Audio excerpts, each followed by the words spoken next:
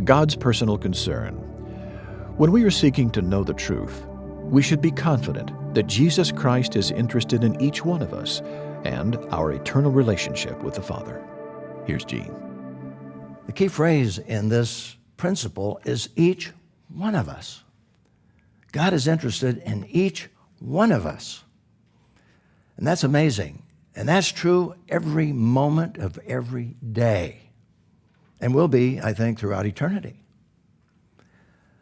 And it's interesting how John gives us this principle and the context in which he gives this principle. And it has to do with a very familiar miracle, a very familiar sign. The next sign is recorded in the Gospel of John, and that's the feeding of the multitudes, multiplying the bread and the fishes with the 5,000 besides women and children. Now, this is the only sign that is recorded in all four Gospels. Every Gospel records that miracle. John has a unique approach to it. But let me just review. For example, in the book of Matthew, the principle that we have there, principle number 36, I've called it the whole person. In carrying out the Great Commission, we're to minister to the whole person, body, soul, and spirit.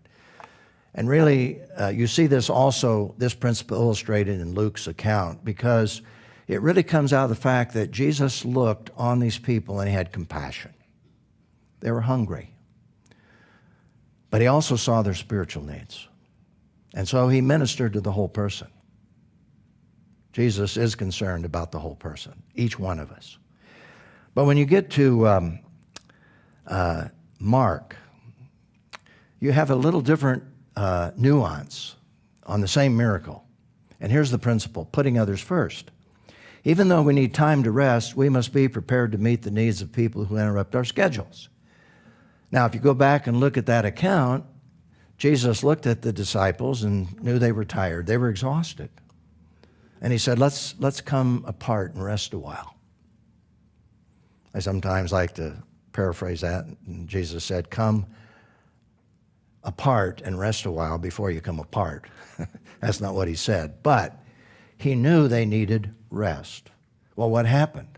They get into the boat to go to have rest, and everybody follows them. And what did Jesus do?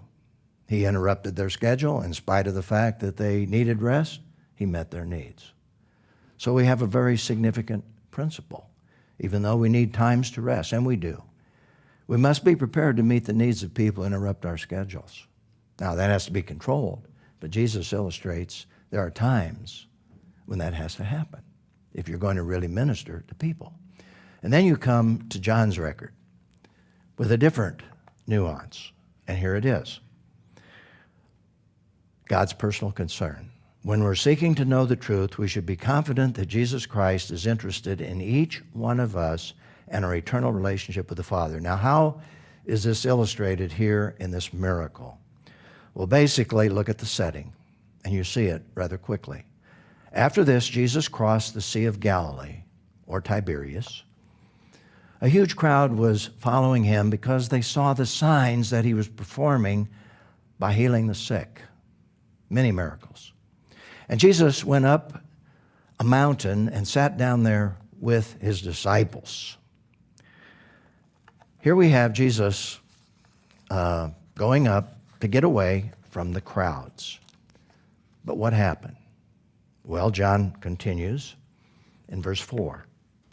And he says this, now the Passover, a Jewish festival, was near. So when Jesus looked up and noticed a huge crowd coming towards him, he asked Philip, where will we buy bread so that these people can eat? Now this is Philip's test. This is a test. And it's very clear that it was a test because John recorded he asked this to test him, to test Philip. For he himself knew what he was going to do. He understood what was in Philip's heart. But notice what happened. Philip answered him. And I think basically he answered this in a rather sarcastic way. In other words, it almost implies, what a stupid suggestion. He says 200 denarii worth of bread wouldn't be enough for each of them to have a little, which, by the way, translates into 2/3 of a year's salary for one individual. Well, from a human perspective, that makes sense. But see, Jesus is testing him. Now, what happened? Well, we read on. One of his disciples, Andrew, Simon Peter's brother, said to him, I think Andrew is a little more positive. I think of all the men that Jesus chose to follow him, Andrew probably was the most sensitive spiritually, because you remember he became a disciple of John the Baptist before he became a disciple of Jesus. But even Andrew was affirming what Philip said when he said this, there's a boy here who has 5 barley loaves and 2 fish, but what are they for so many? He's saying, Jesus, Philip's right. You know, he may be sarcastic, but, I mean, let's look at the situation here. I mean, this is an impossibility. Well, you know what happened. Jesus multiplied the loaves. He multiplied the fish. They fed everybody, 5,000 beside women and children, and they had 12 baskets left over. And Jesus worked that miracle. And by the way, now this is the 4th sign that was chosen by John to record that we would believe that Jesus is the Christ, the Son of God. Now, what happened was that the people, when they saw all this, and I've called this the multitude's reaction. When the people saw the sign he had done, they said, this truly is the prophet who's to come into the world. Now, the Old Testament predicts a prophet. We'll look at that at another point, but they thought, he's a prophet. He was mentioned in the Old Testament, but they were thinking basically of a deliverer like Moses, because it was Moses who made the statement, there is a prophet that is coming. They didn't think in terms of Jesus Christ, the Messiah, the Son of God. Therefore, when Jesus realized that they were about to come and take him by force to make him king, he withdrew again to the mountain by himself. Now, basically, what this says is they had no clue as to who Jesus was, except that he was an Old Testament prophet, had come from God, and he was going to be their king and deliver them from Rome. And he was going to take care of them, and he would make sure they had a social system where everybody had anything they needed. And that was their interest. Well, Jesus withdrew, went up into this mountain, and then we have the next miracle. Because you see, the disciples got in a boat to go across back to Capernaum, got in the middle of the sea, and a storm came. They thought they were going to drown, and here comes Jesus walking on the water and stilled the storm. And he gets into the boat, and they're on the other side. Now, that in itself is an amazing miracle, because not only did he demonstrate he was the master of quantity by multiplying the loaves and the fish, but now he's demonstrating not to the crowds. His focus here are these 12 men. In the presence of his disciples, he wants them to know that he's the master of nature. He created it, and by the word of his mouth, he stilled the storm. And so that was another miracle that John has recorded. But we pick up the continuity now, because notice what happened the next morning. Jesus records for us, when the people saw this sign, they basically said, where is he? And they move across, and they come to see him on the other side. Now, that's another story and another principle, because Jesus is going to teach them a very significant lesson, that he's not the king of Israel the way they thought. He didn't come to bring them bread to eat, but the bread of life. But let's go back to Philip, because, see, Jesus was testing Philip. And when you go 2 years later, Philip still has the same issue. He is still struggling. And Jesus knew he was struggling. And so the Passover meal in John chapter 14, if you know me, Jesus said to these men, and Judas has already left the scene to betray Jesus. So he's saying to these men, if you know me, you will also know my Father. From now on, you do know him and have seen him. Now, notice what happened. This is at least 2 years after the feeding of the 5,000, when Philip was doubting. Lord, said Philip, show us the Father, and that's enough for us. Well, Philip, he did that 2 years before. Didn't you get the message? Jesus said to him, have I been among you all this time, and you do not know me, Philip?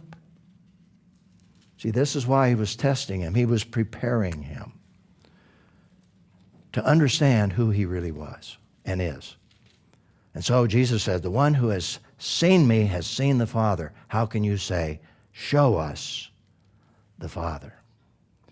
You see, if Philip and Andrew and the other disciples really knew who Jesus was when he fed the 5,000, or when these people are out there hungry, Philip would have said, well, Jesus, this is no problem for you. You fed all of our people in the wilderness for 40 years with the manna.